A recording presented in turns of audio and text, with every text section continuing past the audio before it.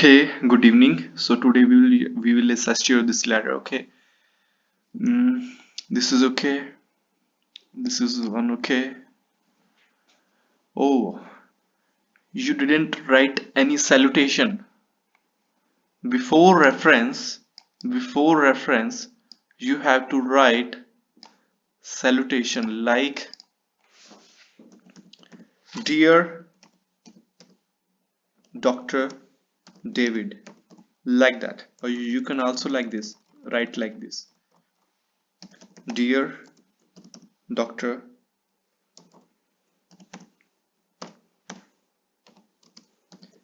David, don't forget to write salutation. Okay.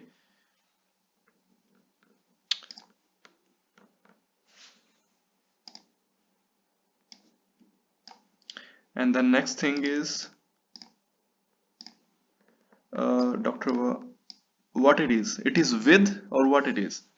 You don't have to write if it is with, so you don't have to write it. Okay. Just reference Mr. Wellers, then comma DOB 5772. What it is? It is 72 or what it is? If it is 12, so you wrote 72, so it is totally wrong. uh, I already told you, please don't do these little mistakes. If you will do that, no matter how much relevant information you have included in your paragraphs, they will not give you marks if you are doing these silly mistakes. Okay, please don't do that. Thank you for seeing Mr. Walker. He is my regular patient. Since yesterday, he has been complaining of discomfort urinating. His father was diagnosed with prostate cancer at age of 71. I would not recommend you to include any family history or medical history in your introduction. Your introduction should be simple and easy to understand. Okay. So how you can write this very well? How you can write introduction very well? I'm writing to refer Mr. Walker, then comma, who has been suffering with difficulty in urination. Difficulty in urination. Difficulty while urinating, or difficulty during urination. You can choose anything. Okay. And needs your further assessment and management. Okay, so this is a right way to include to start your introduction. This is also right way, like thank you for Mr. Walker, thank you for seeing Mr. Walker. But if it is a letter, if it is a referral letter, so you can write your introduction like this as well. I'm writing to refer Mr. Walker, who has been suffering with or who has been suffering from difficulty during urination and needs your further assessment and management. Okay, and the next thing, don't include, don't don't please do not write any history, medical history, social history, family history in your introduction. And the next thing, next paragraph, Mr. Walker came to me on 1 month before. No, you don't write like this. Avoid personal pronunciation.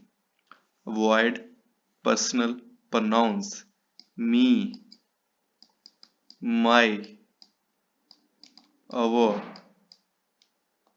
your.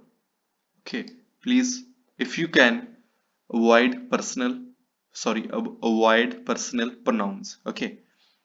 Mr. Walker came to me 1 month before. 1 month, you can write like this. 1 month before, Mr. Walker visited my clinic, visited my hospital, like this. You can start your first body paragraph like this.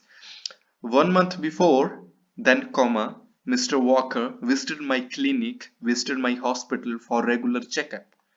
He had sedentary lifestyle with long working hours. Okay, then comma. This there is a here is a full stop. I can see that here is a full stop. And after full stop, we all knows after full stops, the first letter is capital. The first letter is after full stop. The first letter is capital. If you write like this, again, they will not, your examiner will not give you marks. Okay, so don't do these mistakes. He smoked 20 cigarettes per day. He smokes, smokes, s with singular, not s with plural. He smokes 20 cigarettes per day. His weight was 85 kg with BP 165/80. He was advised, then comma, he was advised to lose weight and smoking cessation. If you are going to start a new introduction, if you want to start a new line within a line, so then you have to use comma. Okay, even if you don't know how to use comma, then you have to use full stop and then again start your line with capital. Okay, and to go for PSA test as his father had history of prostate cancer. I know that this is prostate. Okay, I know that this is prostate, but hope your examiner will not don't know what you have written this. Okay, that's why I mentioned before. Please improve your handwriting. Whatever you are writing, please write it clearly. And you didn't use full stop here. Don't do that. Do they assessed these things even when you are in hospital, even when you are in your hospital and you are writing letter to someone, in that situation your recipient will not care about the full stop and commas, but in your exam your examiner will definitely care about your how you used full stop and commas. Okay, because they will show your knowledge of English. So that's why on yesterday visit, he made improvement on weight, which is 77 kg with VP of 95, and smoking was also reduced to 10 cigarettes per day. What his PSA is 10, and he is also complaining of this. I didn't. I know this is discomfort, but if someone see that, they will not understand what it is. So please write clearly. In urinating, this is also not sure. In view of above, he might need prostate biopsy. I will great, I will great appreciate it. No, I will greatly. I would be greatly appreciated. You have to write this sentence in more polite way. How you can write that? I would be greatly appreciated.